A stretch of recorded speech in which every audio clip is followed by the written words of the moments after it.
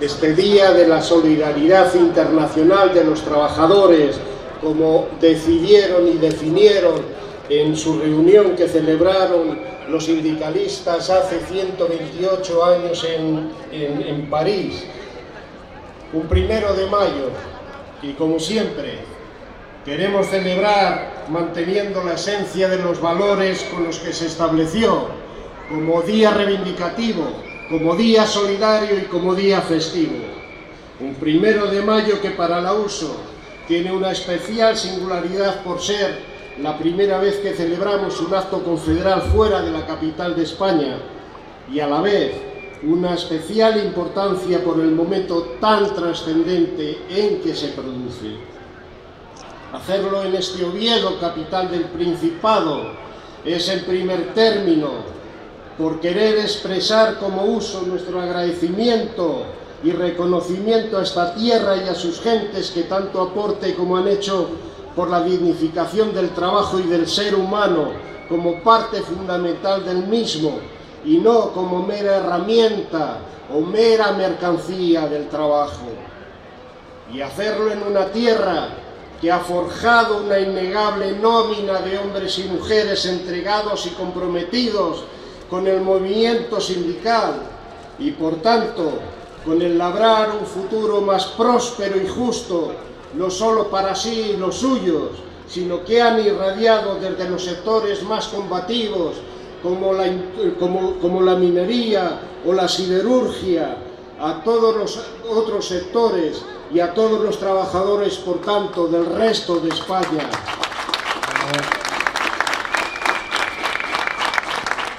Y este 1 de mayo es también singularmente importante por el momento que vivimos de cambios profundos en la concepción, el sentido y la orientación de la globalización económica y de la función que quieren dar al trabajo en la misma. No hablamos de ciencia ficción. Estamos ya en el umbral de una nueva época, en lo que algunos denominan como cuarta revolución industrial, en la que la ciencia, la tecnología, la robótica y la digitalización serán los mecanismos de cambio y de sustitución de la vigente basada en la mecanización y producción en masa. Algunos estudios vaticinan que a consecuencia de esta mutación tecnológica, en tan solo los próximos 20 años,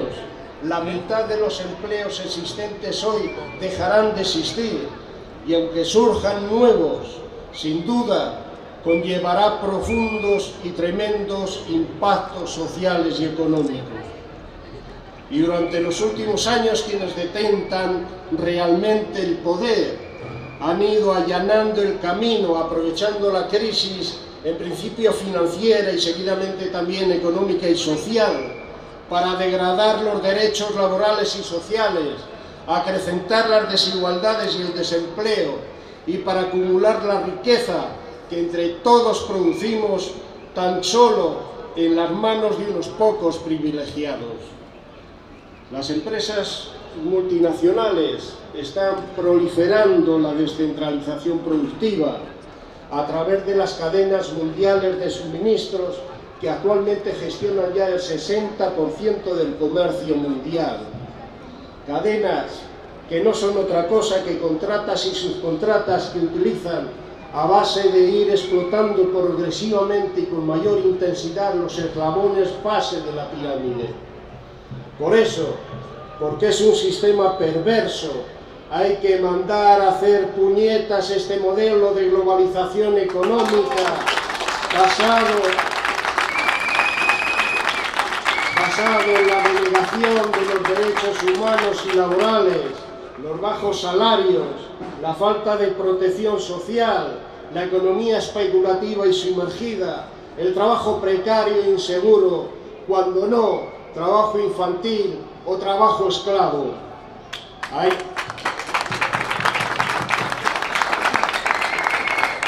Hay que acabar con tanta sinvergonzonería, con tanto fraude, con tanto paraíso fiscal, con tanta especulación financiera, con tanta corrupción, con tanta codicia personal y corporativa de quienes se enriquecen no por su trabajo, sino por la falta de escrúpulos a costa de provocar más pobreza, mayores privaciones y desigualdades, de generar en suma sufrimiento y desesperación a tantos millones de personas.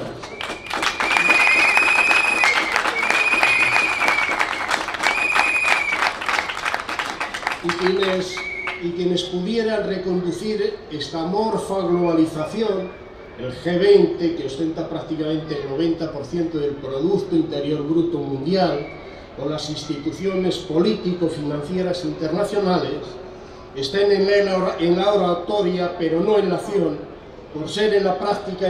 entidades teledirigidas. Estamos, por tanto, ante desafíos trascendentales sobre la configuración del futuro inmediato del trabajo, de la gobernabilidad económica, de la estructura financiera, de la fiscalidad y de los mercados globales, del cambio climático, de los objetivos de desarrollo del milenio, del futuro próximo, en definitiva, a disfrutar o a padecer en carne propia y para las próximas generaciones. Por eso, la importancia del internacionalismo y unidad sindical de la que formamos parte como miembros fundadores que somos la USO de la Confederación Sindical Internacional. Porque siendo un fenómeno global, hay que estar en la pomada de las macropolíticas, hacer lobby en las decisiones supranacionales, contraponer nuestra propuesta estratégica de desarrollo sostenible, protección social y trabajo decente, y promover, si cabe, porque la respuesta solo puede ser global, la realización de acciones mundiales por parte de todo el movimiento sindical, por ser tanto lo que nos va en juego.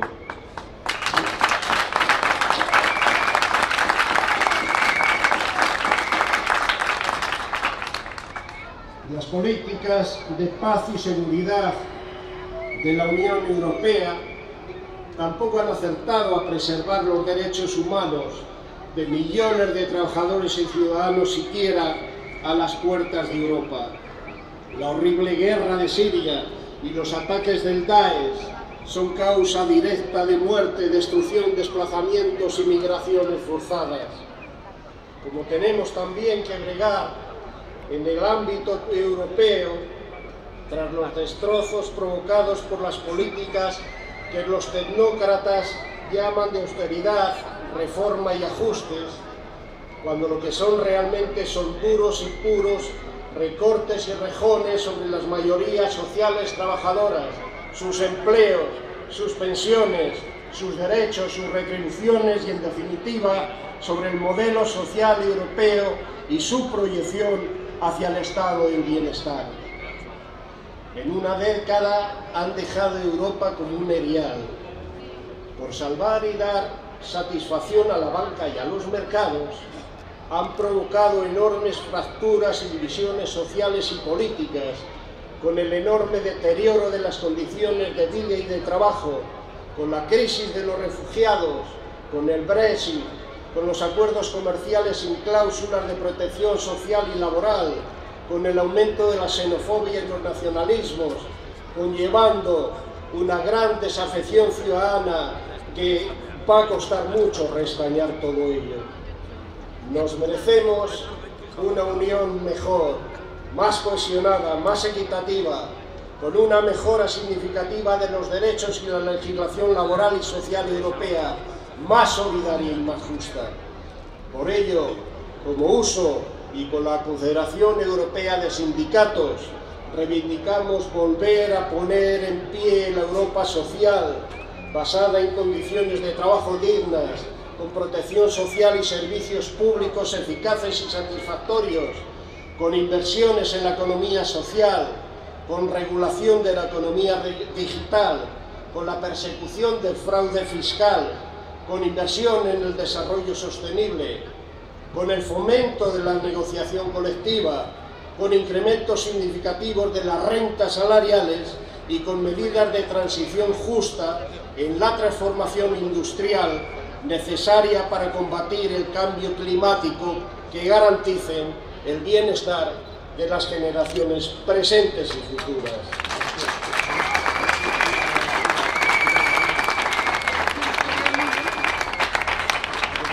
Y con cautela, pero con esperanza, acogemos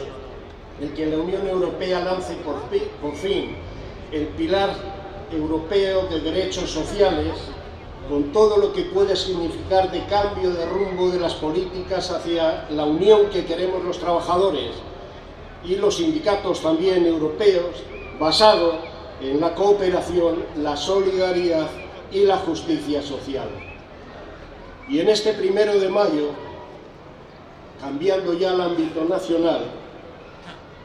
queremos rememorar también el 40 aniversario de la legalización de las centrales sindicales en España, que se produjo el pasado 27 de abril, esta semana pasada. Y señalo rememorar y no celebrar, como me gustaría llamarlo, porque no puede ser una celebración completa si aún 40 años después no se han hecho plenas las libertades democráticas en nuestro país. Y a nuestros gobernantes políticos y dirigentes bisindicales hay que decirles que hace falta regeneración. Regeneración en lo político y regeneración singularmente en lo sindical, con la reforma de la normativa electoral y con la reforma también de la Ley Orgánica de Libertad Sindical, que miente hasta en su nombre.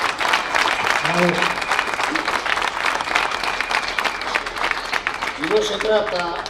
de conseguir por parte de la USO ninguna situación de favor, se trata de hacer y hacerse justicia, porque como bien señalaba el escritor y filósofo Miguel de Unamuno, la libertad es un bien común,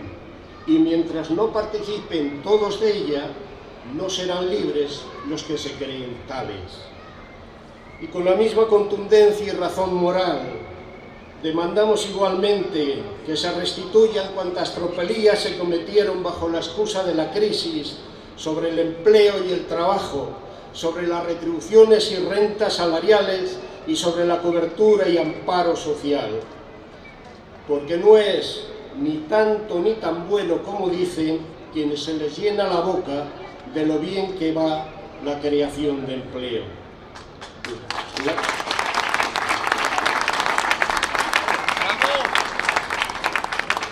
La EPA acaba de echar un jarro de agua fría no solo por el empleo no creado, sino por el perdido en los 3 primeros meses del año, o sobre la degradación del que se genera, o el que estemos en el 18,5% de paro,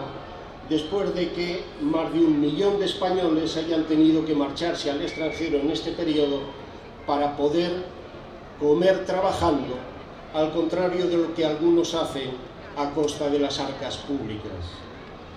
O como indican fuentes tan poco sospechosas como el Fondo Monetario Internacional sobre el ritmo que se lleva en la creación de empleo, contradiciendo a los miembros del gobierno de lo que pregonaban la semana pasada, la crisis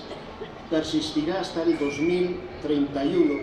que será el año en el que se alcancen los estándares de empleo de hace una década, de hace por lo tanto el comienzo de la crisis. Pero además, lo que no dicen es que más de 4 millones de trabajadores están atrapados en la precariedad laboral, que el 14% de los que trabajan son pobres porque no llegan al umbral. Como igualmente procuran evadir la depravación que ha supuesto sobre las condiciones laborales y los salarios la reforma laboral del gobierno y los llamados acuerdos para el empleo y la negociación colectiva de los concertantes institucionalizados.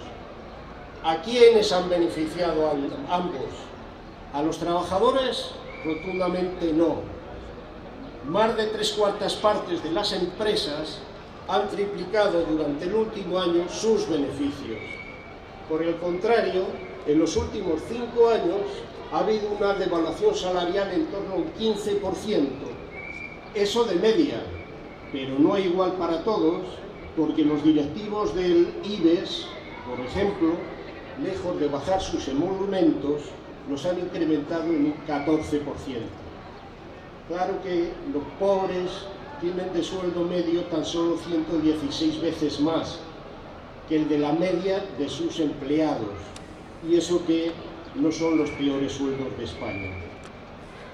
Sin embargo, durante la vigencia actual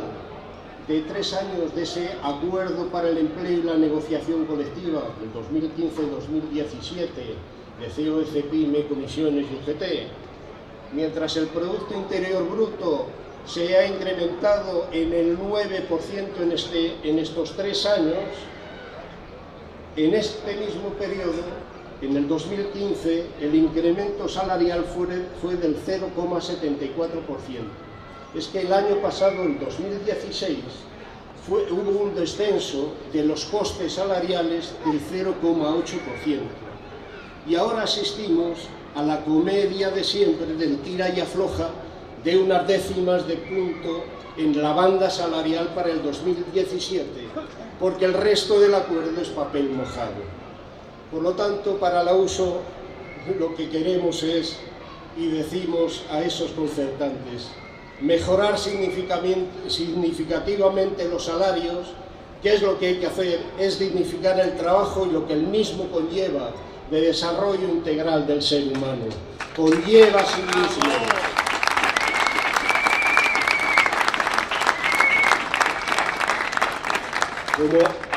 Como conlleva a sí mismo, como lo decía, avanzar significativamente en la lucha contra las desigualdades, porque es también cotizar más para dar más seguridad al sistema público de pensiones y que las mismas sean más justas, y es dotar de mayores ingresos a las arcas públicas, porque es el impuesto de retención de la renta de las personas físicas, la parte fundamental de que se nutren para posibilitar un mayor gasto social y unos mejores servicios públicos. Y es también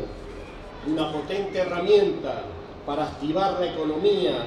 estimular la demanda, propiciar la inversión tanto pública como privada, generando a su vez